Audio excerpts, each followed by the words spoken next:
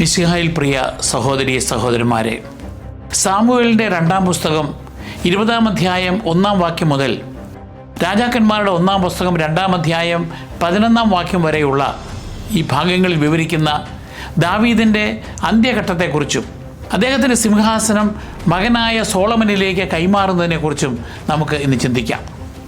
ഷേബയുടെ കലാപം. 2 സാമുവേൽ 20-ാം അധ്യായം 1 മുതൽ 26 വരെ വാക്യങ്ങൾ. മകനായ അബ്സലോമിൻ്റെ മരണശേഷം ദാവീദ് ജെറൂസലമിലേക്ക് മടങ്ങിയെങ്കിലും സമാധാനം ദുർബലമായിരുന്നു. ബെഞ്ചമിൻ ഗോത്രക്കാരനായ ഷേബയുടെ നേതൃത്വത്തിൽ ഒരു പുതിയ കലാപം പൊട്ടിപ്പുറപ്പെട്ടു. അയാൾ വടക്കൻ ഗോത്രങ്ങളിലെ അനേകരെ ദാവീദിൽ നിന്നും അകറ്റിയപ്പോൾ യഹൂദ ഗോത്രം മാത്രം ദാവീദിനോട് വിശ്വസ്തത പുലർത്തി. സൈന്യത്തെ ശേഖരിക്കാൻ ദാവീദ് അമാസയോട് കൽപ്പിച്ചു. എന്നാൽ അവൻ അതിന് വൈകിയപ്പോൾ ഷേബയെ പിന്തുടരാൻ ദാവീദ് അബിശായിയെയും യോവാബിനെയും അയച്ചു. സാമുവേൽ 2-ാം പുസ്തകം 20-ാം അധ്യായം 4 മുതൽ 7 വരെ വാക്യങ്ങൾ. യാത്രാമധ്യേ യോവാബ് അമാസയെ വഞ്ചനാപരമായി വധിക്കുകയും സൈന്യത്തിൻ്റെ ചുമതല ഏറ്റെടുക്കുകയും ചെയ്തു. സാമുവേൽ 2-ാം പുസ്തകം 20-ാം അധ്യായം 9-10 വാക്യങ്ങൾ. ഷേബ ഓടിപ്പോയി ആബേൽ എന്ന ഉറപ്പുള്ള നഗരത്തിൽ അഭയം പ്രാപിച്ചു. യോവാബും സൈന്യവും നഗരം വളയുകയും അതിൻ്റെ മതിലുകൾ തകർക്കുവാൻ തുടങ്ങുകയും ചെയ്തു. ഈ നിർണായക നിമിഷത്തിൽ ആ നഗരത്തിലെ ബുദ്ധിമതിയായ ഒരു വനിത യോവാബിനെ വിളിച്ചു. അവൾ ധൈര്യത്തോടും വിവേകത്തോടും കൂടി സംസാരിച്ചു. ഇസ്രായേലിലെ സമാധാനപരമായ ഒരു നഗരം എന്തിനാണ് നശിപ്പിക്കുന്നത് എന്ന് അവൾ ചോദിച്ചു. അത്തരമൊരു നാശം നിഷ്കളങ്കരായ ആളുകളെയും ജ്ഞാനത്തിനും വിശ്വസ്തതയ്ക്കും പേരുകേട്ട ഒരു സ്ഥലത്തെയും ദോഷകരമായി ബാധിക്കുമെന്ന് അവൾ അവനെ ഓർമ്മിപ്പിച്ചു.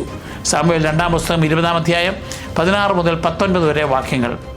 നഗരം നശിപ്പിക്കാൻ തനിക്ക് ആഗ്രഹമില്ലെന്നും കലാപകാരിയായ ഷേബയെ മാത്രമാണ് താൻ അന്വേഷിക്കുന്നത് എന്നും യോവാബ് മറുപടി നൽകി. ആ സ്ത്രീ സാഹചര്യം മനസ്സിലാക്കുകയും നിർണായകമായി പ്രവർത്തിക്കുകയും ചെയ്തു. അവൾ നഗരവാസികളെ പ്രേരിപ്പിക്കുകയും അവർ ഷേബയുടെ തല വെട്ടി മതിലിന് മുകളിലൂടെ യോവാബിന് എറിഞ്ഞു കൊടുക്കുകയും ചെയ്തു. കലാപകാരി നീക്കം ചെയ്യപ്പെട്ടതോടെ യോവാബ് ഉപരോധം അവസാനിപ്പിക്കുകയും സൈന്യത്തെ പിൻവലിക്കുകയും ചെയ്തു. അങ്ങനെ സമാധാനം പുനഃസ്ഥാപിക്കപ്പെട്ടു. സാമുവേൽ 2-ാം പുസ്തകം 20-ാം അധ്യായം 21-22 വാക്യങ്ങൾ. നിർണായക നടപടികളിലൂടെ സ്വന്തം നഗരത്തെ സംരക്ഷിച്ച ഈ ബുദ്ധിമതിയായ സ്ത്രീ വിവേകത്തിൻ്റെയും ഉത്തരവാദിത്വത്തിൻ്റെയും മാതൃകയായി യഹൂദ പാരമ്പര്യത്തിൽ ആദരിക്കപ്പെടുന്നു. സമാധാനം തേടി അനാവശ്യ നാശങ്ങൾ ഒഴിവാക്കുന്ന അത്തരം ജ്ഞാനത്തിന് യഹൂദ പാരമ്പര്യം വലിയ വില കൽപ്പിക്കുന്നു. സമൂഹത്തിനുള്ളിലെ ഭിന്നതയുടെയും കലാപത്തിൻ്റെയും അപകടത്തെ ഈ ഭാഗം എടുത്തു കാണിക്കുന്നു. ഐക്യം ദുർബലമാകുമ്പോൾ അശാന്തി എത്ര എളുപ്പത്തിൽ വളരുമെന്ന് ഷേബയുടെ മുന്നേറ്റം കാണിക്കുന്നു. അതേസമയം സമാധാനം പുനഃസ്ഥാപിക്കുന്നതിലെ ജ്ഞാനത്തിൻ്റെയും സംവാദത്തിൻ്റെയും ധൈര്യത്തിൻ്റെയും ശക്തിയെ ആ ബുദ്ധിമതിയായ വനിത പ്രതിനിധാനം ചെയ്യുന്നു. അക്രമം നഗരത്തെ നശിപ്പിക്കുവാൻ അനുവദിക്കുന്നതിന് പകരം അനേകം ജീവൻ രക്ഷിക്കുന്ന ഒരു പരിഹാരമാണ് അവൾ കൊണ്ടുവന്നത്. ദാവീദിൻ്റെ അന്ത്യഘട്ടങ്ങൾ. ബൈബിൾ ദാവീദിൻ്റെ ഭരണകാലത്തെ ചില അവസാന സംഭവങ്ങളും ചിന്തകളും അവതരിപ്പിക്കുന്നുണ്ട്. സാമുവേൽ 2-ാം പുസ്തകം 21 മുതൽ 24 വരെ അധ്യായങ്ങൾ. അനീതിയുടെ ഫലമായുണ്ടായ ക്ഷാമം പരിഹരിക്കാൻ ദൈവഹിതമനുസരിച്ച് ദാവീദ് ശ്രമിച്ചു. ഫിലിസ്തീനുമായുള്ള കൂടുതൽ യുദ്ധങ്ങളെക്കുറിച്ചും ഇസ്രായേൽ നേരിട്ട വെല്ലുവിളികളെക്കുറിച്ചും ദാവീദിൻ്റെ യോദ്ധാക്കളുടെ ധീരതയെക്കുറിച്ചും വിവരിക്കുന്നുണ്ട്. ദാവീദിൻ്റെ ഭരണത്തിൽ ഉടനീളം അദ്ദേഹത്തെ പിന്തുണച്ച വീരന്മാരുടെ ധീരതയ്ക്കും വിശ്വസ്തതയ്ക്കും പ്രത്യേക പ്രാധാന്യം നൽകുന്നു. തൻ്റെ എല്ലാ ശത്രുക്കളിൽ നിന്നും തന്നെ മോചിപ്പിച്ചതിനും ജീവിതത്തിൽ ഉടനീളം സംരക്ഷിച്ചതിനും ദൈവത്തെ സ്തുതിച്ചുകൊണ്ട് ദാവീദ് മനോഹരമായൊരു കൃതജ്ഞതാ ഗീതം ആലപിച്ചു. സാമുവേൽ 2-ാം പുസ്തകം 22-ാം അധ്യായം. തൻ്റെ വിജയങ്ങളെല്ലാം സ്വന്തം ശക്തിയാലല്ല, മറിച്ച് ദൈവത്തിൻ്റെ ശക്തിയിലും അവിടുത്തെ വിശ്വസ്തതയിൽ നിന്നുമാണ് ഉണ്ടായത് എന്ന് ഈ ഗീതത്തിലൂടെ ദാവീദ് ഏറ്റുപറയുന്നു. കർത്താവിനെ തൻ്റെ പാറയും കോട്ടയും രക്ഷകരുമായി അദ്ദേഹം അംഗീകരിക്കുന്നു. സാമുവേൽ 2-ാം പുസ്തകം 23-ാം അധ്യായം 1 മുതൽ 7 വരെ വാക്യങ്ങളിലെ അദ്ദേഹത്തിൻ്റെ അവസാന വാക്കുകൾ ദൈവത്തിൻ്റെ ഉടമ്പടിയിലുള്ള അദ്ദേഹത്തിൻ്റെ വിശ്വാസത്തെയും ആശ്രയത്തെയും കാണിക്കുന്നു. ദാവീദിൻ്റെ പാപകരമായ സെൻസസ്. ഇസ്രായേലിൽ ഒരു ജനസംഖ്യാ കണക്കെടുപ്പ് നടത്തുവാൻ ഉത്തരവിട്ടതിലൂടെ ദാവീദ് ഗുരുതരമായ ഒരു തെറ്റുവരുത്തി. സാമുവേൽ 2-ാം പുസ്തകം 24-ാം അധ്യായം. ദൈവത്തിൽ ആശ്രയിക്കുന്നതിന് പകരം തൻ്റെ സൈനിക ശക്തിയും ജനങ്ങളുടെ എണ്ണവും അളക്കാൻ അദ്ദേഹം ആഗ്രഹിച്ചു. ഈ പ്രവൃത്തി ദൈവത്തിലുള്ള ആശ്രയത്വത്തിൽ നിന്ന് വ്യതിചലിച്ച് മാനുഷിക ശക്തിയുടെ ആത്മവിശ്വാസത്തിലേക്കുള്ള മാറ്റത്തെയാണ് വ്യക്തമാക്കിയത്. അദ്ദേഹത്തിൻ്റെ സൈന്യാധിപനായ യോവാബ് പോലും സെൻസസ് എടുക്കുന്നതിനെ ചോദ്യം ചെയ്തെങ്കിലും ദാവീദ് അത് ചെയ്യാൻ നിർബന്ധം പിടിച്ചു. ഇതിൻ്റെ ഫലമായി ഇസ്രായേലിന്മേൽ ശിക്ഷ വരുത്തുവാൻ ദൈവം അനുവദിക്കുകയും ദേശത്തുടനീളം കഠിനമായ പകർച്ചവ്യാധി പടരുകയും ചെയ്തു. അനേകം പേർ ആ പ്ലേഗിൽ മരിച്ചു. ഇത് ദാവീദിൻ്റെ തെറ്റിൻ്റെ ഗൗരവം വെളിപ്പെടുത്തി. തൻ്റെ പാപം തിരിച്ചറിഞ്ഞപ്പോൾ ദാവീദ് അത്യധികം അസ്വസ്ഥനാവുകയും ഞാൻ കൊടും പാപം ചെയ്തിരിക്കുന്നു, കർത്താവേ അങ്ങയുടെ ദാസൻ്റെ പാപം പൊറുക്കണമേ എന്ന് അപേക്ഷിക്കുകയും ചെയ്തു. സാമുവേൽ 2-ാം പുസ്തകം 24-ാം അധ്യായം 10-ാം വാക്യം. ആത്മാർത്ഥമായി പശ്ചാത്തപിച്ച ദാവീദ് അരാംനായുടെ മെതിക്കളത്തിൽ കർത്താവിന് ഒരു ബലിപീഠം പണിതു. ദാനമായി ലഭിക്കാമായിരുന്നത് നിരസിച്ച് വില കൊടുത്ത് വാങ്ങാത്തതൊന്നും താൻ ദൈവത്തിന് യാഗമായി അർപ്പിക്കില്ല എന്ന് പറഞ്ഞുകൊണ്ട് അദ്ദേഹം സ്വന്തം ചെലവിൽ ബലികൾ അർപ്പിച്ചു. സാമുവേൽ 2-ാം പുസ്തകം 24-ാം അധ്യായം 24-ാം വാക്യം.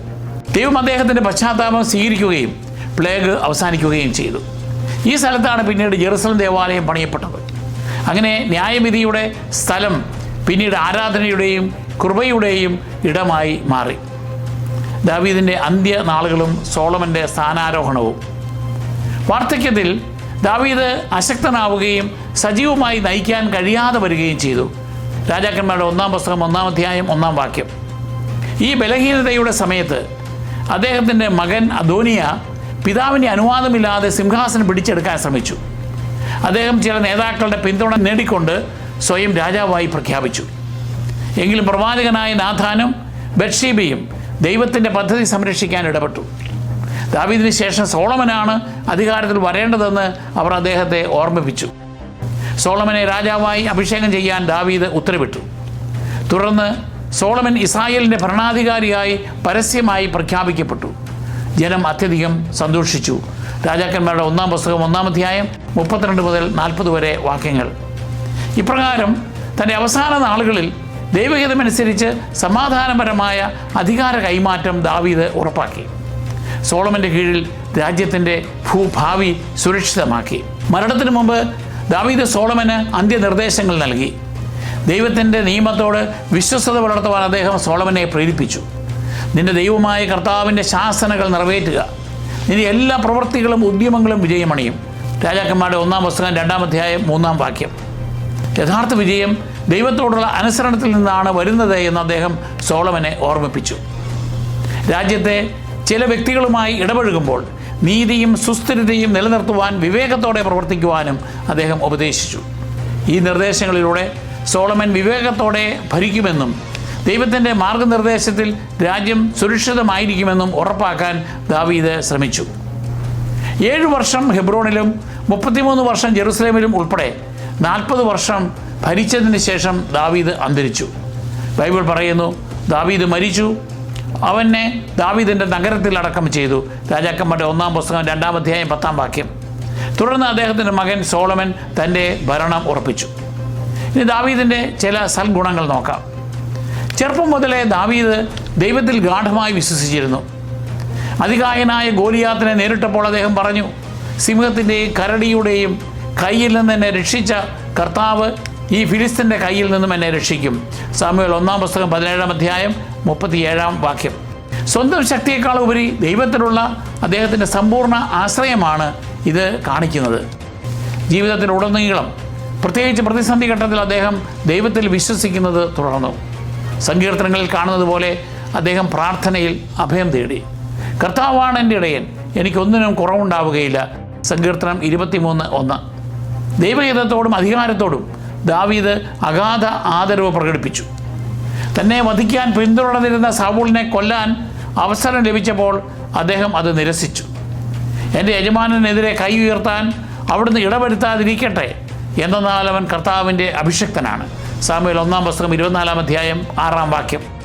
ദൈവിക പദ്ധതിയിലുള്ള അദ്ദേഹത്തിൻ്റെ ആദരവും സ്വന്തം ഇഷ്ടപ്രകാരം പ്രവർത്തിക്കാതെ ദൈവത്തിൻ്റെ സമയത്തിനായി കാത്തിരിക്കാനുള്ള സന്നദ്ധതയുമാണ് ഇത് വെളിപ്പെടുത്തുന്നത്.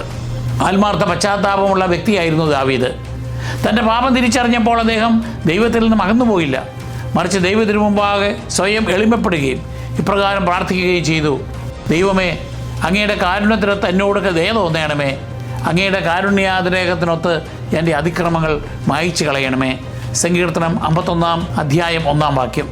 ദൈവമേ, നിർമ്മലമായൊരു ഹൃദയം എന്നിൽ സൃഷ്ടിക്കണമേ. സങ്കീർത്തനം 51:12. അദ്ദേഹം തൻ്റെ തെറ്റുകൾ മറച്ചു വെച്ചില്ല, മറിച്ച് പരസ്യമായി ക്ഷമയും പുതുക്കലും തേടി. പരാജയങ്ങളിലും